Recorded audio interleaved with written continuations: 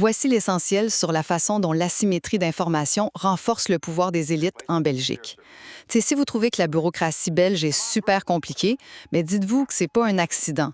C'est carrément une arme redoutable utilisée pour confisquer le pouvoir et garder les citoyens dans l'ignorance.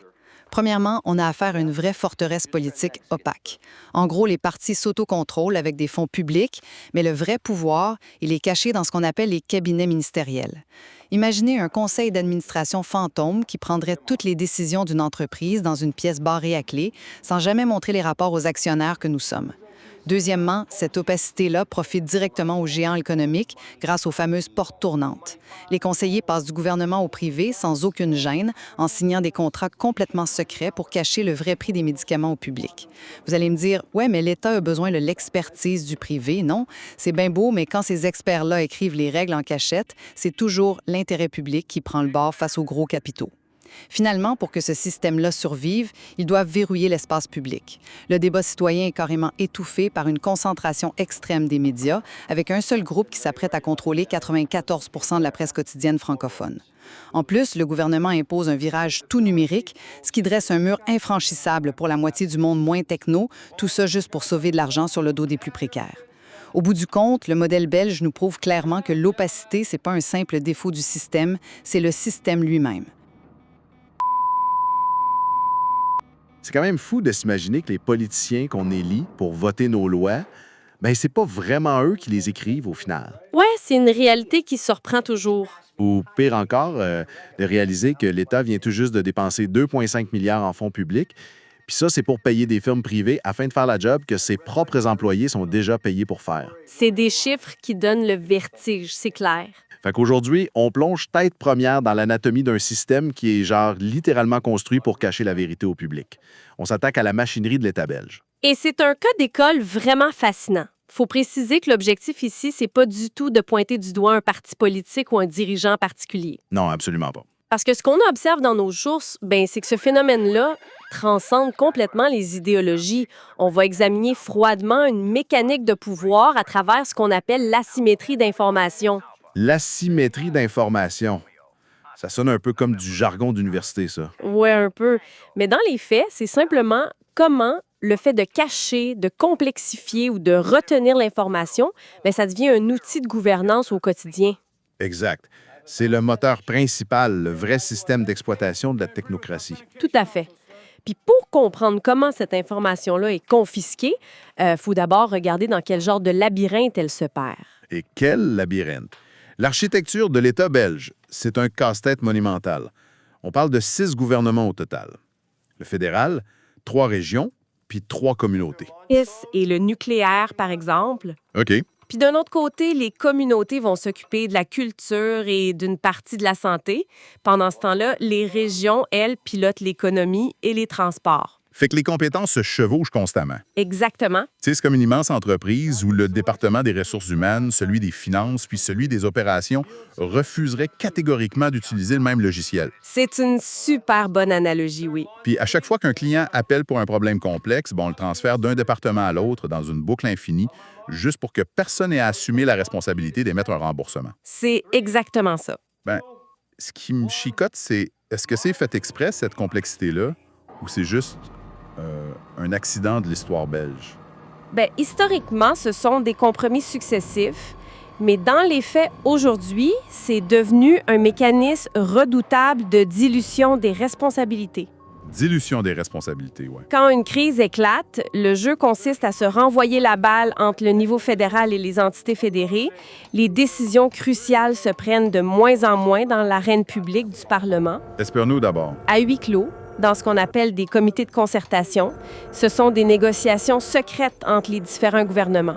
Ah, wow. Fait que si un programme échoue lamentablement, tout le monde est un peu responsable, ce qui veut dire qu'au bout du compte, personne ne l'est vraiment.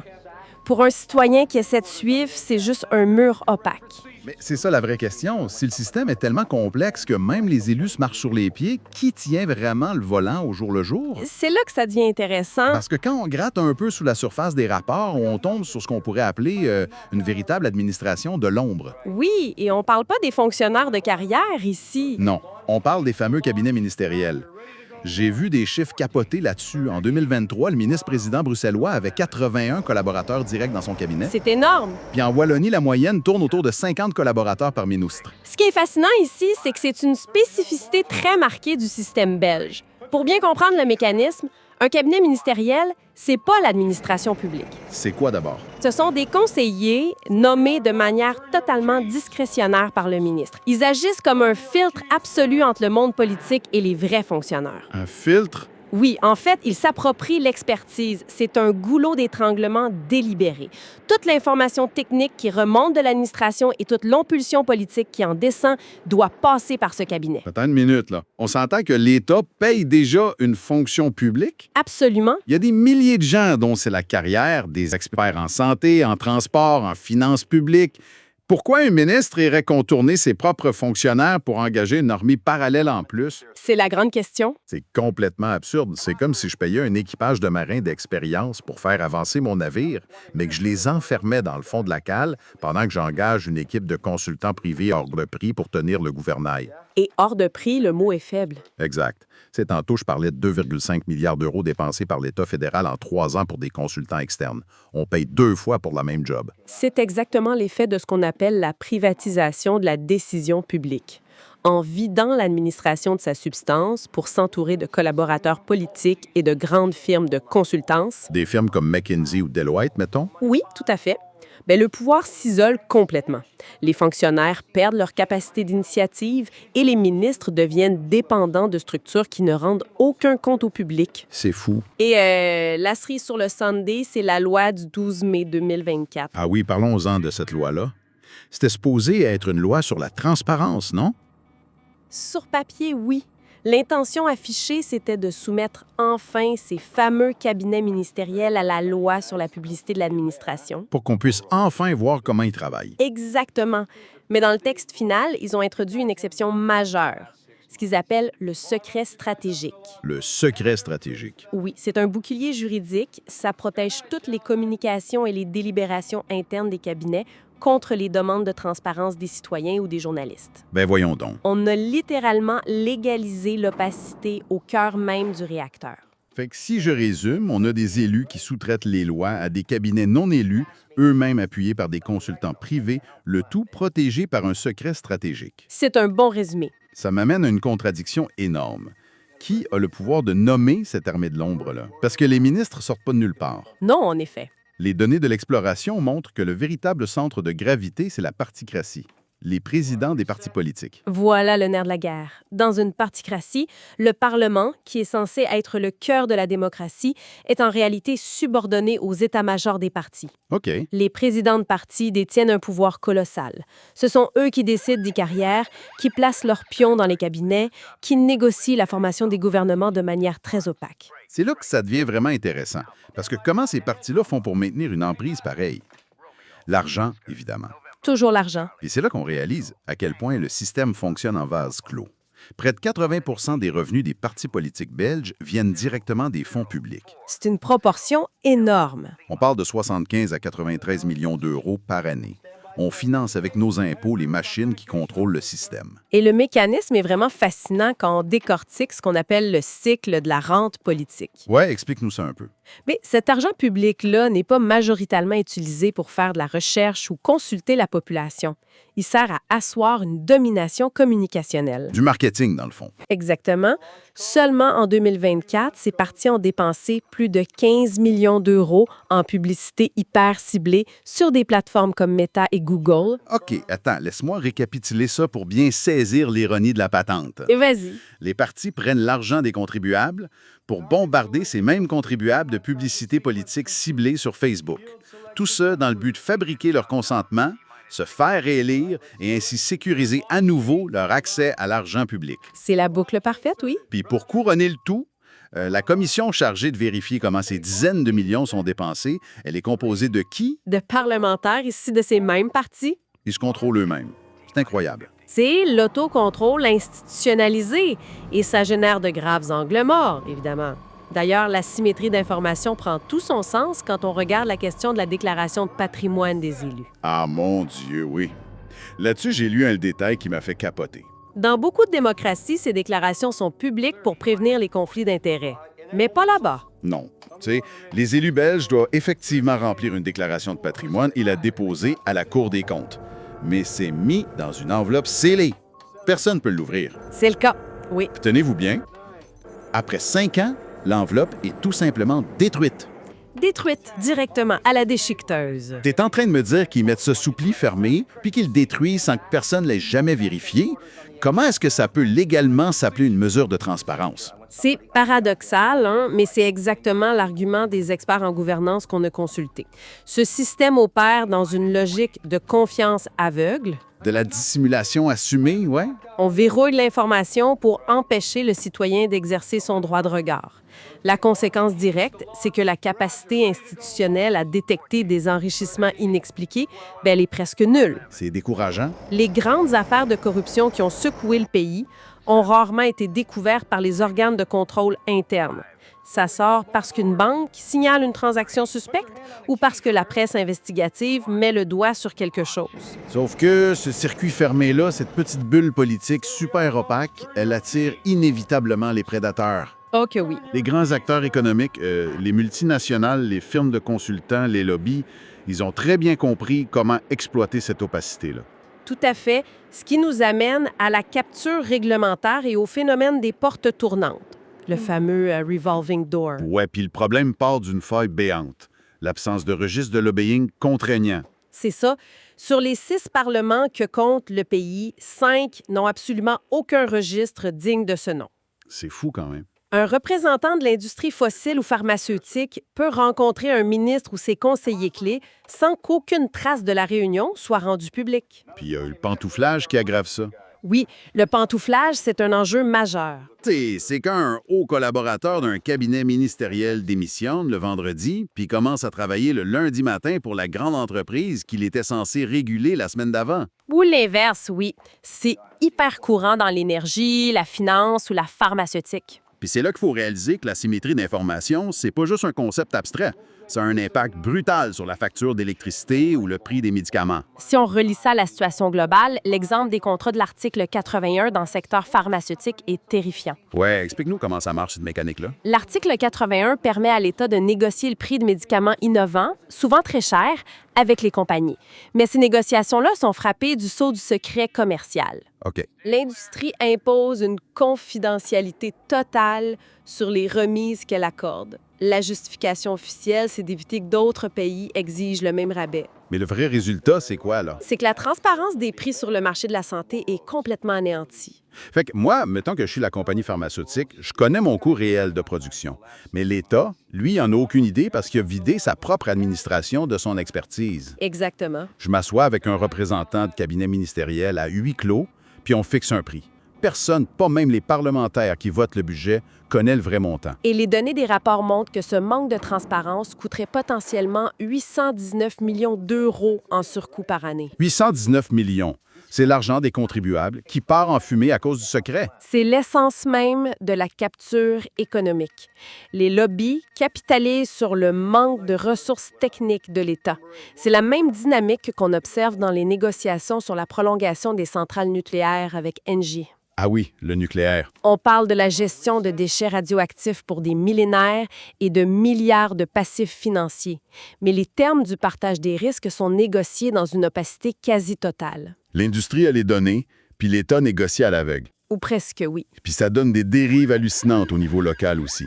Pensez au scandale Publifin Netis, où on a vu des cadres s'accorder des indemnités de départ de 18,6 millions d'euros, toujours à huis clos. Et le résultat de tout ça? Sur la scène internationale, l'indice de perception de la corruption a fait dégringoler la note de la Belgique à 69 sur 100 en 2024. Ça baisse constamment, c'est révélateur. Mais il y a un aspect encore plus troublant dans tout ça. Lequel? C'est le contraste entre la manière dont l'État se cache, puis la manière dont il observe ses citoyens. C'est le renversement total du miroir. Ah, la question de la surveillance et de la transparence imposée au public, oui. L'État s'embaume dans le secret stratégique, il déchiquette les déclarations de patrimoine, il signe des contrats secrets. Mais envers la population, il exige une transparence radicale, presque algorithmique. Et pour imposer cette transparence-là, il faut d'abord contrôler le récit. Ça commence par les médias. Oui, Parlons de la concentration médiatique. Les données pointent vers une fusion majeure, celle des groupes Rossel et IPM, ce qui signifie qu'une seule entité va contrôler à terme près de 94 de la presse quotidienne francophone. 94 Oui, quand un seul acteur domine l'espace public à ce point-là, la capacité de questionner le pouvoir diminue inévitablement, l'asymétrie se renforce. On restreint les voix capables de décoder la complexité, puis ça ne s'arrête pas l'information. C'est aussi la manière dont l'État force le citoyen à interagir avec lui. Tout à fait. L'ordonnance Bruxelles numérique en est le parfait exemple. Le gouvernement décide que les démarches doivent se faire en priorité par le numérique. On se dit, génial, c'est efficace. Sauf que la réalité du terrain est très différente. Nos sources montrent que 46 des gens sont en situation de vulnérabilité numérique, près de la moitié de la population. C'est ce qu'on appelle la fracture numérique. Et ici, elle devient une véritable barrière administrative délibérée. Ce n'est plus juste un problème technique, c'est un mécanisme de filtrage. Exact. Prenons un scénario super concret. Imaginez une personne âgée qui essaie d'obtenir une aide sociale. Elle se connecte sur un portail web gouvernemental incompréhensible. Elle va tomber dans une boucle d'erreurs. Exactement. Elle appelle une ligne automatisée où une voix robotique lui dit d'appuyer sur le 1, puis le 4, pour finalement lui dire de retourner sur le site web. Elle abandonne, épuisée. C'est le phénomène du non-recours aux droits sociaux. L'État fait des économies parce que la friction décourage les gens. C'est pervers. C'est une gouvernance par l'algorithme. Les travailleurs sociaux témoignent qu'ils passent maintenant leur temps à faire du dépannage informatique au lieu d'un vrai accompagnement humain. Puis le contraste est d'autant plus violent quand on regarde la surveillance. Notre citoyen, qui n'arrive pas à voir son aide sociale, prend son char pour aller chercher de l'aide en personne. Et là, il est surveillé. Sur son trajet, son véhicule est scanné par l'une des 6000 caméras intelligentes déployées sur le territoire. S'il a un défaut de paiement, la machine le détecte et l'amende est générée automatiquement. La fluidité de la sanction contraste de façon saisissante avec la friction de l'aide sociale. Hein? C'est fou. Et on parle même pas de la Banque de données nationale générale, qui fiche environ un Belge sur 5. 3 millions de personnes fichées dans une opacité totale sur les critères. Alors, qu'est-ce que tout ça signifie? C'est la contradiction suprême. On exige du citoyen une traçabilité totale, mais les décideurs, eux, sont cachés dans un bunker de secrets stratégiques. Vous touchez au cœur de la symétrie d'information contemporaine. C'est l'avènement d'une technocratie qui utilise la puissance numérique non pas pour rendre des comptes, mais pour neutraliser la redevabilité. Et voilà pourquoi on a pris le temps de décortiquer tout ça aujourd'hui. On a traversé la fragmentation des gouvernements, l'armée de l'ombre des cabinets, le monopole des partis, puis la surveillance des citoyens. C'est un portrait global essentiel à comprendre. Comprendre cette architecture invisible, c'est vital, parce que ça dicte la qualité de notre démocratie, peu importe pour qui on vote. Complètement.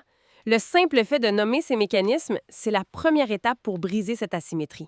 Ça nous laisse sur une ultime réflexion, très actuelle pour refermer ce dossier, alors où l'intelligence artificielle s'implante massivement. Oui, la grande question de l'IA. Est-ce que cette technologie va être l'outil ultime permettant enfin aux citoyens de décoder cette bureaucratie byzantine? Ou est-ce que l'État l'utilisera pour construire un bouclier algorithmique encore plus impénétrable? C'est le défi de la prochaine décennie.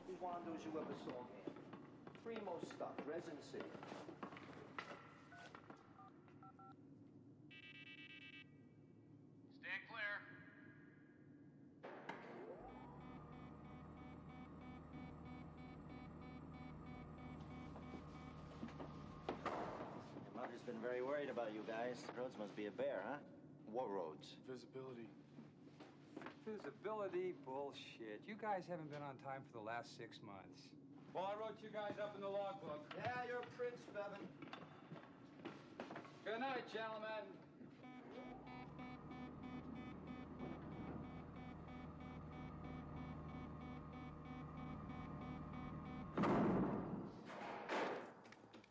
So, that was like Sensimilia, right? Sensimilla. This grass-made Thai stick tastes like oregano. Lay you out flat, man.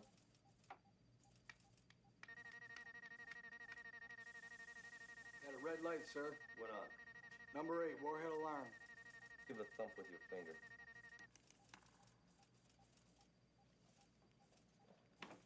Alarm reset.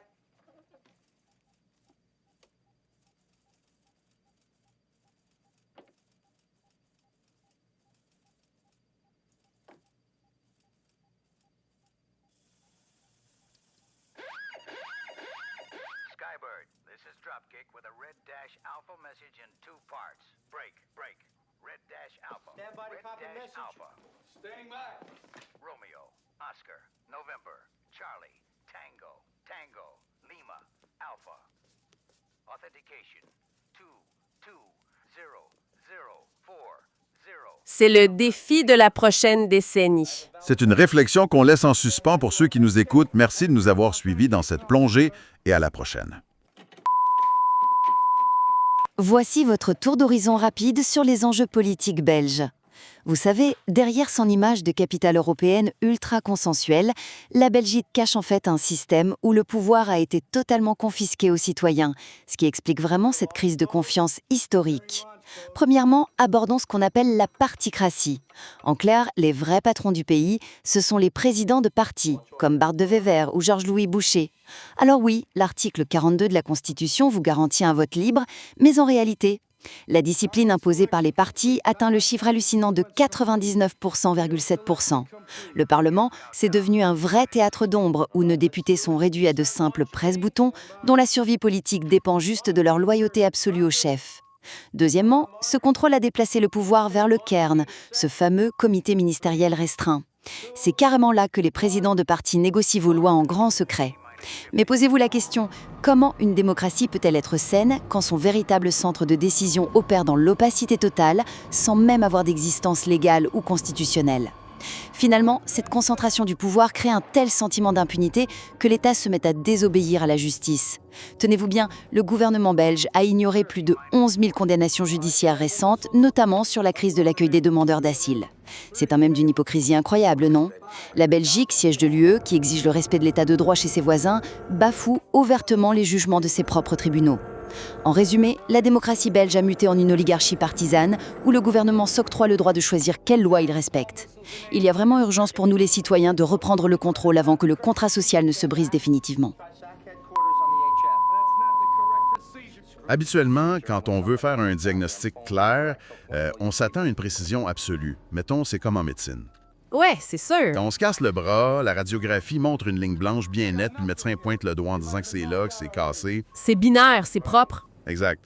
Et surtout, c'est visible. On aime ça quand c'est clair. Ben oui, c'est extrêmement rassurant d'avoir cette clarté-là. On aime quand les choses sont bien catégorisables. Totalement. Mais dans notre plongée d'aujourd'hui, le patient qu'on examine, c'est le système politique et économique belge. Ouais.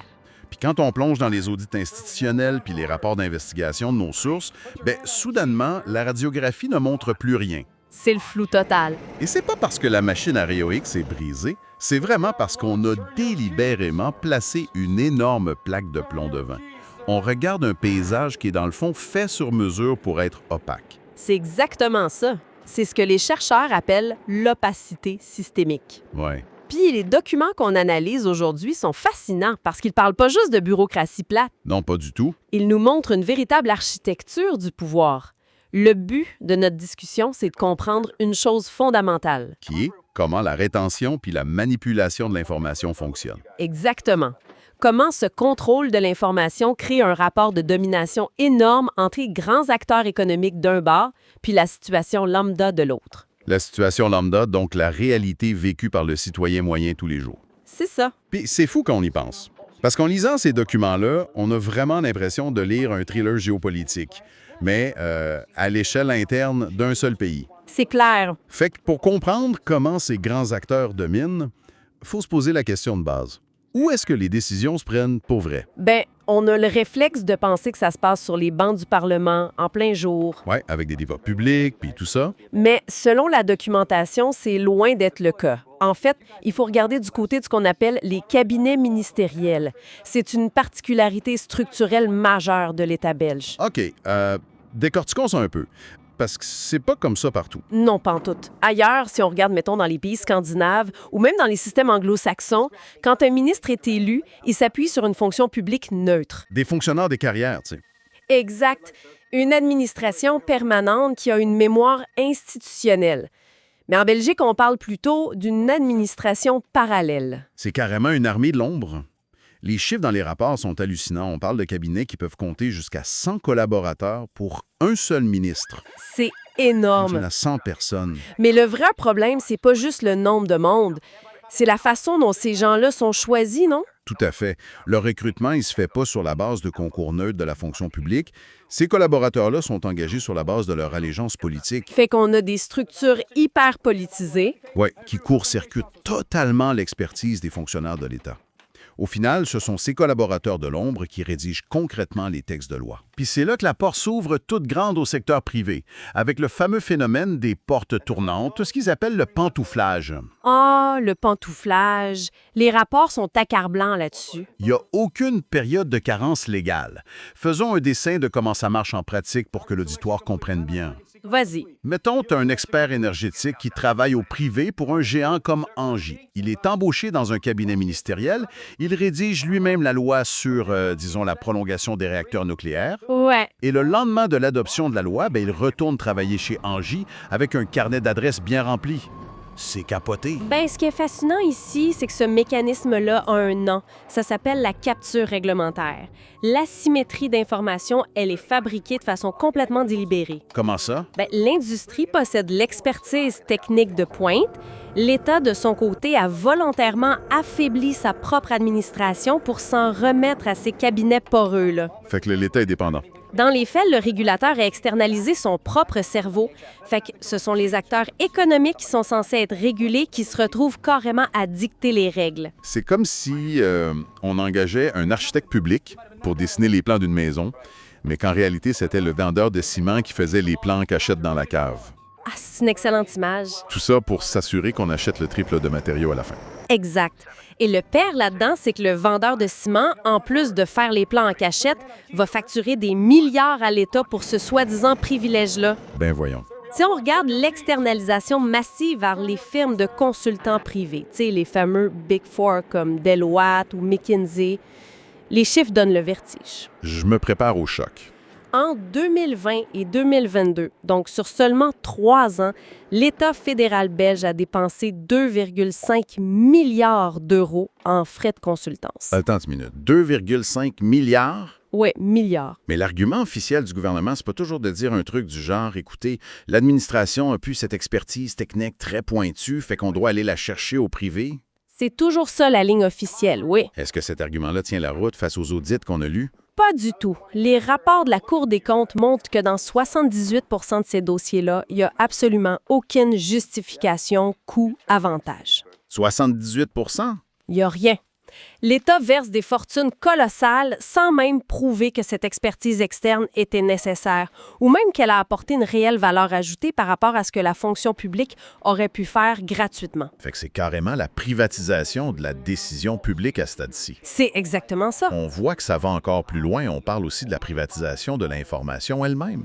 Je pense ici au fameux Maggie Deals. Oh oui, les Maggie Deals. La documentation mentionne que l'État belge a signé 120 contrats secrets avec l'industrie pharmaceutique en très peu de temps. C'est un rythme de fou. On parle d'un contrat secret tous les 10 jours. Mais concrètement, comment ça fonctionne un contrat secret pour un médicament? Le mécanisme est redoutablement efficace pour les multinationales. L'État affiche publiquement un prix très élevé pour un médicament.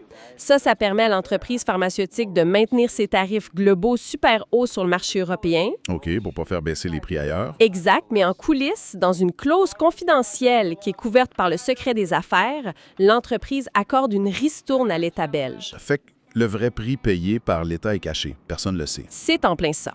Et la symétrie devient totale. La multinationale connaît parfaitement ses marges de profit. Le ministre, lui, signe l'accord en secret, mais le Parlement, qui est quand même l'institution démocratique censée voter puis contrôler le budget de la nation, ben, il a littéralement pas le droit de voir ces chiffres-là. On prive les élus de leur capacité de contrôle budgétaire. C'est malade. Fait que, qu'est-ce que tout ça veut dire au final? Si on suit cette logique-là, on a donc un État dont les lois sont soufflées par le privé, qui paye des milliards en consultants non justifiés, puis qui cache le prix de ses contrats. C'est le portrait que les audits dessinent, ouais. Ça nous amène inévitablement à la question de l'argent public. Comment cette influence de l'ombre se traduit sur les finances de l'État, puis surtout sur le portefeuille du citoyen qui, lui, paie ses impôts rubis sur l'ongle. Si on relie ça, mettons, à la situation globale, pour comprendre cet impact-là, il faut analyser les documents budgétaires récents, notamment ceux qui sont liés à la coalition fédérale surnommée Arizona. La fameuse coalition Arizona. Ouais. Les rapports y mettent en évidence un contraste d'une violence inouïe. D'un côté, on a une politique d'austérité extrêmement sévère qui cible directement les citoyens. Selon les sources, l'accord prévoit 23,3 milliards d'euros d'économies d'ici 2029. Puis quand on parle d'économie, on s'entend que ça tombe pas du ciel. Ça ferait où exactement ces coupes-là? Ça frappe directement le filet social. On parle de l'instauration d'un système de malus pour pénaliser les retraites anticipées. Des limitations beaucoup plus strictes dans le temps pour les allocations de chômage. Aïe. Puis une accélération des radiations. Bref, une pression énorme sur le citoyen vulnérable. C'est là que l'analyse des sources devient super troublante. Parce que si on regarde de l'autre bord de la balance, pendant qu'on coupe les vivres aux chômeurs puis aux futurs retraités, le robinet reste grand ouvert pour les grandes entreprises. Ah ça oui. La documentation montre que l'État maintient un flux record de plus de 16 milliards d'euros de subsides annuels aux entreprises. 16 milliards. C'est colossal. Puis par-dessus le marché, la coalition ajoute 2 milliards supplémentaires en réduction de cotisations patronales. C'est carrément un record à l'échelle européenne. Et ce qui est vraiment fascinant ici, c'est la genèse de ce programme socio-économique-là. Qu'est-ce qu'ils ont trouvé? Les chercheurs ont comparé l'accord de gouvernement avec les mémorandums des grands lobbies patronaux, comme la FEB ou le VOCA en Flandre. Puis, Des pans entiers de la politique des temps ressemblent à des simples copier-coller de leurs revendications. non, sérieux, là, des copier-coller. Mais comment c'est possible politiquement? Je veux dire, si on exige 23 milliards d'austérité d'un bord, mais qu'on garantit 16 milliards de subsides de l'autre, la logique voudrait qu'il y ait des manifestations massives dans les rues demain matin. Pourquoi ça pète pas? La réponse se trouve dans l'architecture même de la Belgique. C'est un labyrinthe bureaucratique conçu de manière phénoménalement complexe. Il y a 6 niveaux de pouvoir. 6! Oui, des régions, des communautés, le niveau fédéral, des intercommunales. C'est pas juste compliqué, ça agit comme un immense écran de fumée. Fait que si le citoyen est fâché, il sait même pas devant quelle fenêtre aller crier. C'est exactement le but. Cette complexité institutionnelle crée une asymétrie d'information gigantesque. Le citoyen moyen est incapable de tracer l'argent ou d'identifier qui a pris la décision. Pendant que les lobbyistes, eux, Eux, ils naviguent là-dedans avec un GPS ultra précis, surtout que le registre des lobbyistes au niveau fédéral est purement volontaire. volontaires. Ouais, il n'y a aucune sanction. Et il n'existe même pas au niveau régional. Fait que l'influence se monnaie dans un brouillard total pour le public, mais avec une clarté absolue pour l'industrie. C'est là que ça devient vraiment intéressant parce que même avec ce labyrinthe-là, si les faits sont mathématiquement prouvés par des rapports, le public devrait finir par le savoir. En théorie, oui. Le rôle d'une presse libre, c'est justement d'allumer les projecteurs pour dissiper ce brouillard. Sauf que les sources nous démontrent que l'écosystème médiatique fait partie du problème. Absolument. Les chercheurs utilisent le terme de médiarchie pour décrire la situation belge. On fait face à une hyperconcentration de la presse. C'est-à-dire, En Flandre, au nord, le paysage est dominé par 2 géants, DPG Media et Mediaus. Du côté francophone, au sud, c'est le duopole Rossel et IPM. L'information, qui devrait servir de contre-pouvoir, est concentrée entre les mains de quelques familles industrielles. puis ces familles-là, ironiquement, dépendent elles-mêmes énormément des subventions de l'État pour survivre. Exact. Et pour montrer à quel point la collusion est forte, les documents détaillent un scandale qui a éclaté avec une condamnation récente en février 2026. Ouais, j'ai vu ça. L'autorité belge de la concurrence a mis à jour un cartel illégal. Ça impliquait l'opérateur postal de l'État, B-Post, puis les 2 conglomérats DPG et Mediaos. C'est pas une mince affaire, ça. On parle de truquer des appels d'offres publiques. Concrètement, ça marchait comment, ce patente-là? Le mécanisme du cartel est classique, mais super dévastateur. L'État lance un appel d'offres pour distribuer les journaux aux citoyens. OK. Au lieu de se faire concurrence pour offrir le meilleur prix à l'État, ces grandes entreprises s'entendent en secret en se disant « Hey, écoute, soumissionnons pas l'un contre l'autre ». Le résultat, c'est qu'ils forcent l'État à payer le prix maximum. C'est l'ironie ultime. On a des conglomérats médiatiques dont le mandat démocratique, c'est de dénoncer la fraude puis de protéger les contribuables. Ouais. Puis ces mêmes médias s'organisent en cartel pour frauder l'État puis garantir leur propre marge bénéficiaire sur le dos des contribuables. C'est l'exemple parfait de l'utilisation de l'asymétrie d'information à des fins de domination économique. Puis, pendant qu'ils s'entendent en coulisses, que font-ils de leurs antennes puis de leurs journaux? Ils dirigent l'attention du public ailleurs. C'est le vieux truc du prestigitateur. Tellement. On pointe un gros projecteur aveuglant sur la petite pièce de monnaie qui disparaît dans la main gauche pour s'assurer que personne regarde l'éléphant de 16 milliards de subsides qu'on est en train de sortir par la porte arrière. C'est une belle analogie. Puis comment ils pointent ce projecteur-là? Les sources sont très claires là-dessus, avec l'exemple du documentaire télévisé controversé « Tous fraudeurs ». Ah oui, diffusé sur RTL TVI. Ce type d'émission-là, c'est un cas d'école de manipulation de l'opinion. Comment ça marche mécaniquement dans ce cas-là? On prend une fraude sociale microscopique. Mettons un cas très isolé d'un chômeur qui aurait triché, puis on le monte en épingle. On le dramatise à la télévision avec une musique angoissante. Pour faire peur au monde. Le but, c'est de créer une image généralisée puis effrayante où la locataire sociale est perçue comme un parasite qui ruine le système. Puis le but de cette manœuvre-là, on s'entend que c'est de légitimer émotionnellement les coupes budgétaires de la coalition Arizona dont on parlait tantôt. Absolument. Si on convainc la classe moyenne qui travaille fort puis qui est angoissée par l'inflation que son vrai problème, c'est son voisin au chômage, elle ne regardera pas en haut. Non, exact. C'est divisé pour lui régner. On crée des chicanes entre les travailleurs précaires pour éviter qu'ils se posent des questions sur la grande fraude fiscale. C'est en plein ça. Pendant qu'on stigmatise les plus vulnérables pour quelques milliers d'euros, la grande évasion fiscale des multinationales qui est évaluée par les économistes entre 20 et 30 milliards d'euros chaque année, elle n'a jamais droit à son grand documentaire en prime time. 20 à 30 milliards, c'est fou. Ces tactiques-là importent carrément des stratégies de guerre culturelle puis de populisme autoritaire. On fracture la solidarité sociale pour s'assurer que la domination institutionnelle reste bien en place. Et surtout, qu'elle soit acceptée. Bon, rendu là, on a un État géré par des consultants de l'ombre, un budget taillé sur mesure pour les lobbies, puis une presse concentrée qui distrait tout le monde. C'est pas Jojo. On pourrait facilement se dire que la situation lambda est sans espoir, puis que le citoyen a plus qu'à se taire. Sauf que, selon les rapports, c'est pas le cas. Nos sources documentent aussi une véritable contre-attaque. On voit une riposte citoyenne fascinante pour percer cette armure-là. Tout à fait. Je suis convaincue que c'est la partie la plus importante. La Belgique est même considérée aujourd'hui comme un laboratoire mondial de l'innovation démocratique. Ah ouais? L'enjeu pour la société civile, c'est de contourner ce qu'on appelle ma particratie, c'est-à-dire le monopole total des partis politiques sur l'information puis la décision. L'exemple le plus abouti de ça, c'est le modèle Ospelbergien, dans la communauté germanophone du pays. C'est un modèle qui fait jaser pas mal partout dans le monde. C'est l'institutionnalisation d'un dialogue citoyen permanent par tirage au sort. Mais comment ça fonctionne au juste pour éviter que ce soit juste le chaos?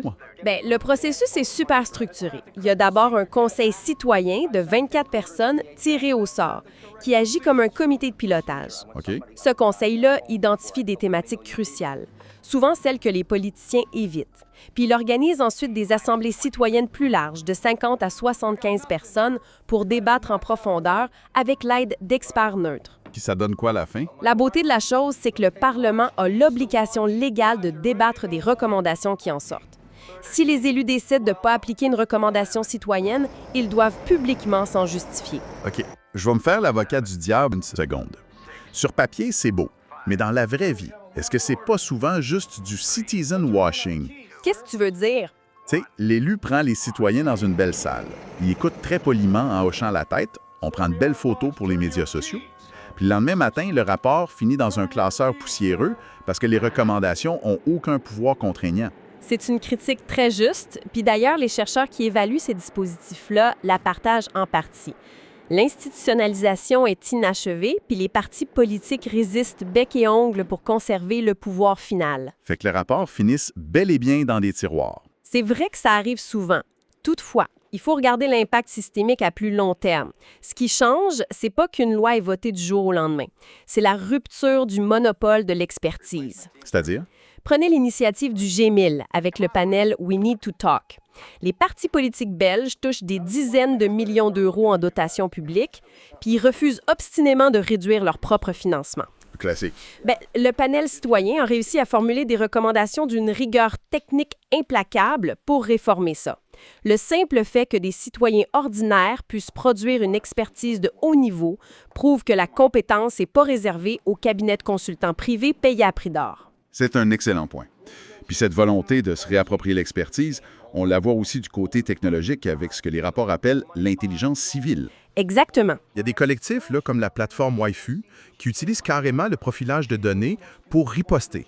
Ils font du croisement de bases de données publiques pour traquer l'argent de l'État, identifier les contrats opaques, puis cartographier les liens entre les lobbies puis les élus. C'est vraiment de l'investigation pure. C'est utiliser l'arme de l'information pour retourner la situation. Et puis au cœur de cette rupture d'opacité-là, il y a l'humain. Il faut absolument parler des lanceurs d'alerte. C'est probablement le maillon le plus vital. La documentation cite le cas emblématique de Cédric Alain, un simple élu local. Ouais.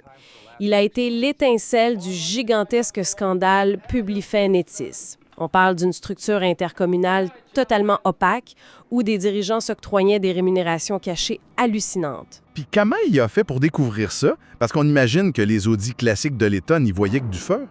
Les audits étaient complètement aveugles face à l'ingénierie financière conçue pour masquer ces transferts-là. Cédric Alain a littéralement passé ses nuits à éplucher des centaines de pages d'annexes budgétaires illisibles. Quel travail de moine! Il a croisé des données publiques mineures, compté les jetons de présence à des réunions fantômes pour finalement prouver la fraude.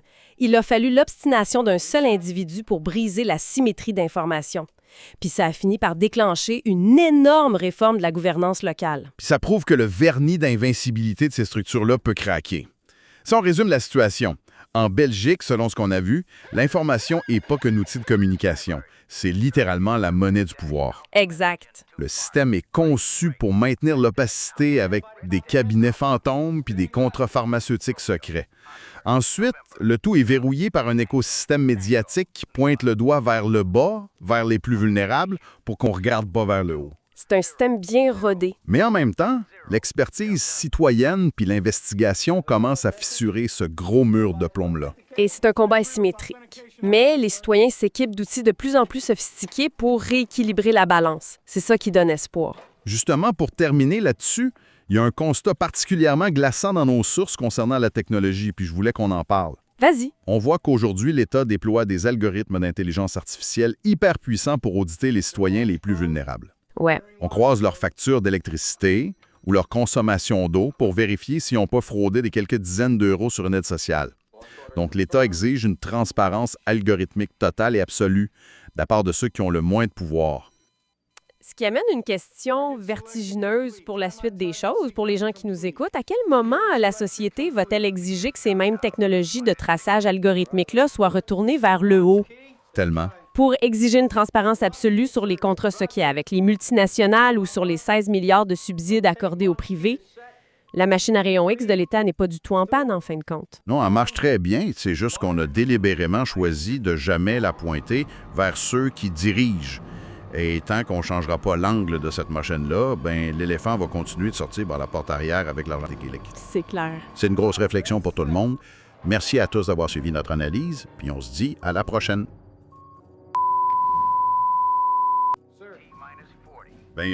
Bienvenue à cette nouvelle plongée au cœur de nos sources.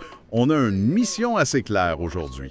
Ouais, une grosse mission même. Je suis prête. Fait que l'objectif, c'est de comprendre une dynamique de pouvoir vraiment fascinante.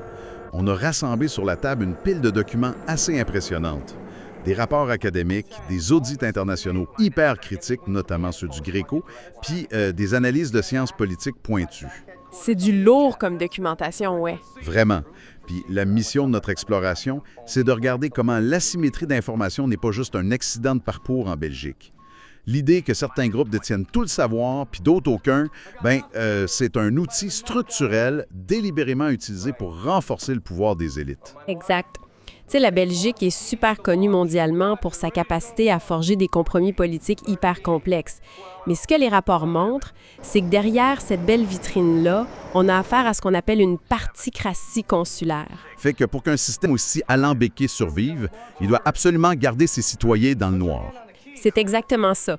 L'opacité, c'est pas un bug, c'est la fondation même du système.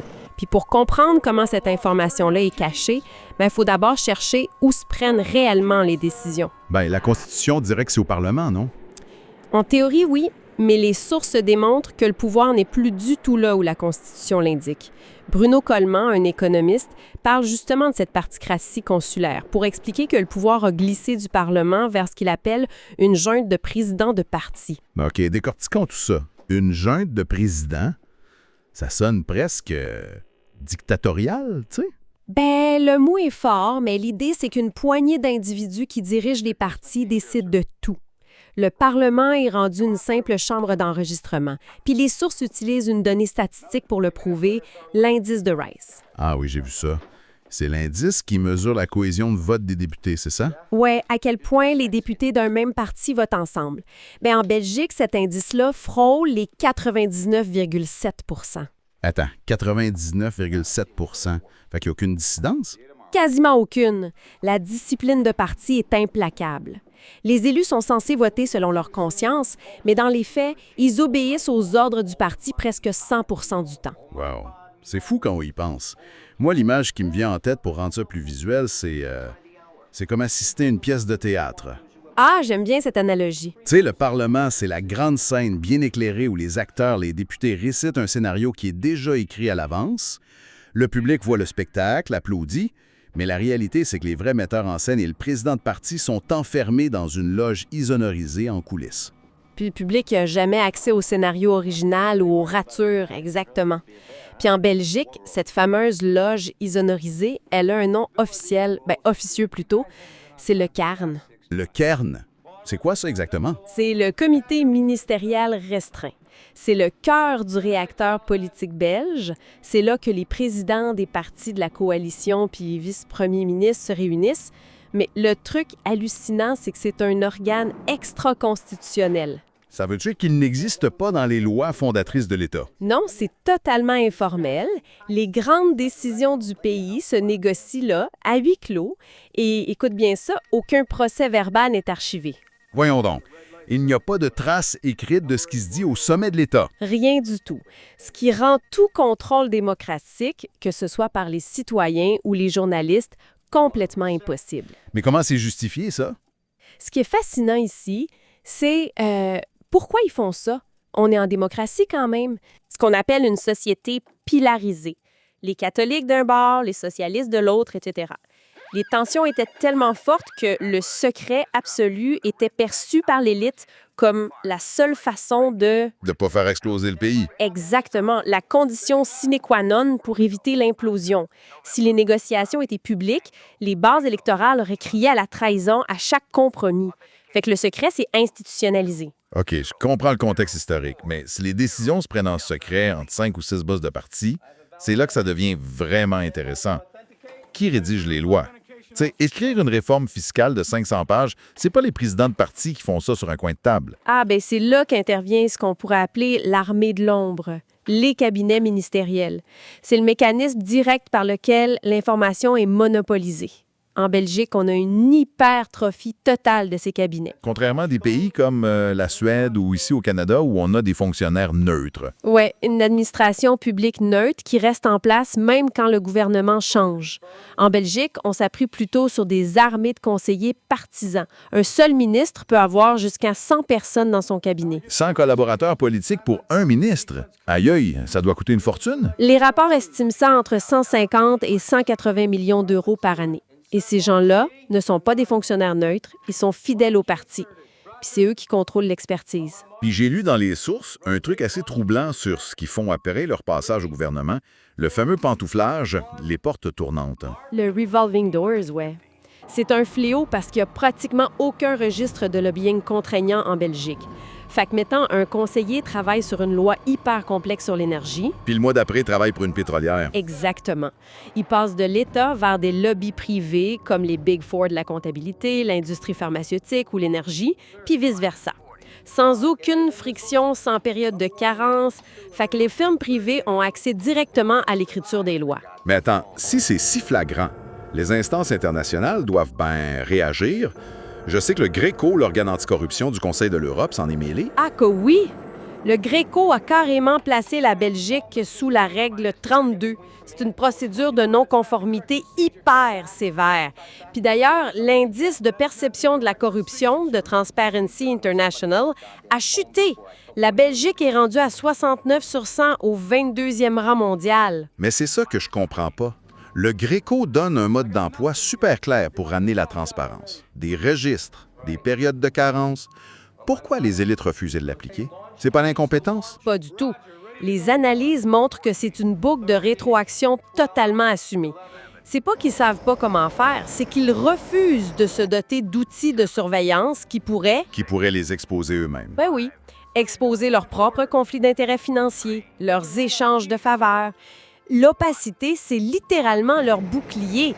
Si tu mets de la lumière là-dessus, c'est leur pouvoir qui est menacé. Fait que si je résume, on a un système hyper fermé, critiqué à l'international, opaque au possible. Comment ça se fait que l'ensemble s'effondre pas sous la pression du public? Pour garder le système en place, ça prend deux choses. L'argent puis le contrôle de l'information.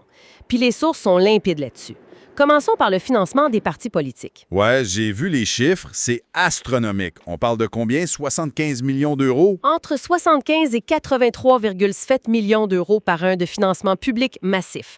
Ça représente entre 77 puis près de 80 de leurs revenus totaux. Ils sont perfusés à l'argent de l'État. Fait qu'ils n'ont même pas besoin de chercher des membres pour survivre. Puis qui vérifie comment cet argent-là est dépensé? C'est là que c'est drôle ou tragique. La commission chargée de les auditer est composée des représentants des partis eux-mêmes, Ben voyons donc, ils s'auditent eux-mêmes? contrôle la commission qui les audite, oui. Fait que l'indépendance est nulle. OK. L'argent est sécurisé, mais pour l'information grand public, hein, les journaux, la télé... Les rapports parlent de médiarchie. Le paysage médiatique belge est devenu un oligopole. Au nord, du côté flamand, c'est dominé par des géants comme DPG et Mediahuis. Au sud, côté francophone, c'est Rossel et IPM. C'est hyper concentré, puis ces médias-là reçoivent beaucoup de subventions d'État, c'est bien ça? Énormément. La presse est sous perfusion de subventions étatiques. Puis ce que les études de sciences politiques démontrent, c'est que ça crée une standardisation de l'information. L'investigation critique diminue. Ah, ce que les sources appellent une fabrique du consentement. Exactement. On ne mord pas la main qui nous nourrit. La symétrie devient totale. Donc, qu'est-ce que tout cela veut dire pour le simple citoyen? Moi, j'ai une autre image en tête. C'est l'équivalent d'une partie de poker. Vas-y. Le croupier a le droit de regarder les cartes de tous les joueurs en cachette. Il peut même changer les règles du jeu en plein milieu de la main sans laisser aucune trace. Puis en prime, il est propriétaire de la chaîne de télé qui diffuse le tournoi pour s'assurer que les commentateurs parlent juste en bien de lui. C'est une excellente métaphore. Puis en économie, on appelle ça le concept d'asymétrie de Georges Akerlof. Quand un groupe détient le monopole de l'information, des règles, puis du récit médiatique, l'autre groupe, le citoyen ici, est réduit à être un simple spectateur captif. Le fameux citoyen pigeon dont parlent certaines sources. Oui, le citoyen pigeon. L'appareil d'État exige une transparence totale de sa part, mais n'en offre aucune en retour. J'ai vu un exemple frappant de ça dans les documents. C'est le contraste hallucinant des moyens de l'État. D'un bord, l'État utilise l'intelligence artificielle pour traquer la moindre petite fraude sociale d'un citoyen précaire. Puis de l'autre bord, il ferme les yeux sur une évasion fiscale corporative qui est estimée à 30 milliards d'euros. 30 milliards. Puis c'est la même chose pour l'environnement, non? J'ai lu le cas des PFS. Les fameux polluants éternels, oui. Les intérêts économiques dictent souvent les lois environnementales à l'abri des regards pour protéger l'industrie chimique au détriment de la santé publique. Et tout ça sans que le citoyen n'ait son mot à dire. Fait que ce citoyen pigeon qui finance la machine puis qui se fait surveiller par des algorithmes, il doit ressentir une frustration immense. Une frustration colossale, oui. Les analyses de sciences politiques de façon très objective là, expliquent que cette dynamique alimente directement la montée du populisme en Belgique. Oui, l'émergence des partis plus radicaux. Exact. Que ce soit le Vlaams-Belang au nord qui est à droite ou le PTB à gauche. Quand le système normal est complètement verrouillé par la particratie puis que l'information est confisquée, les lecteurs se tournent vers ceux qui promettent de renverser la table. C'est mécanique. C'est fou de voir comment tout s'emboîte. Fait que pour résumer tout ça, la symétrie d'information, ce n'est vraiment, mais vraiment pas un accident technique. Non, c'est le design même du système. De l'absence totale de procès-verbaux du Cairn aux armées de conseillers dans les cabinets ministériels qui pantouflent allègrement vers le privé, en passant par des médias hyper concentrés, tout converge. Tout converge pour sécuriser le pouvoir d'une petite élite. Puis surtout, pour isoler cette élite-là de toute redevabilité envers le peuple. C'est clair. Mais avant de se quitter, les sources mentionnent quand même un truc pour essayer de contrer ça. Une réflexion finale assez provocatrice sur les panels citoyens. On a vu le modèle d'os belgien dans la communauté germanophone, c'est ça, hein? Oui, faut dire que la Belgique essaie d'être un laboratoire européen pour ça. L'idée, c'est de créer des commissions délibératives en tirant des citoyens ordinaires au sort pour contourner les partis. Sur papier, ça a l'air super beau. Une vraie bouffée d'air frais et démocratique. C'est vrai que c'est séduisant. Mais on peut se poser la question. Si on se base sur tout ce qu'on vient de dire, si le vrai pouvoir reste fermement verrouillé à huis clos par les présidents de partis puis les lobbies économiques, est-ce que ces nouveaux panels citoyens risquent pas d'être juste une simulation? C'est le grand risque abordé par les critiques, oui. C'est une nouvelle couche de théâtre institutionnel, un beau décor pour donner aux citoyens l'illusion de la transparence puis de la participation, alors que pendant ce temps-là, dans le fond de la loge insonorisée, Les vraies décisions continuent de se prendre complètement dans l'ombre. c'est ça. Ça soulève vraiment une question fondamentale sur l'avenir de la démocratie représentative. Une réflexion fascinante à laisser mijoter pour nos auditeurs. Absolument, il y a de quoi réfléchir. Merci beaucoup pour cette super analyse. On se retrouve la prochaine fois pour une autre exploration de nos sources.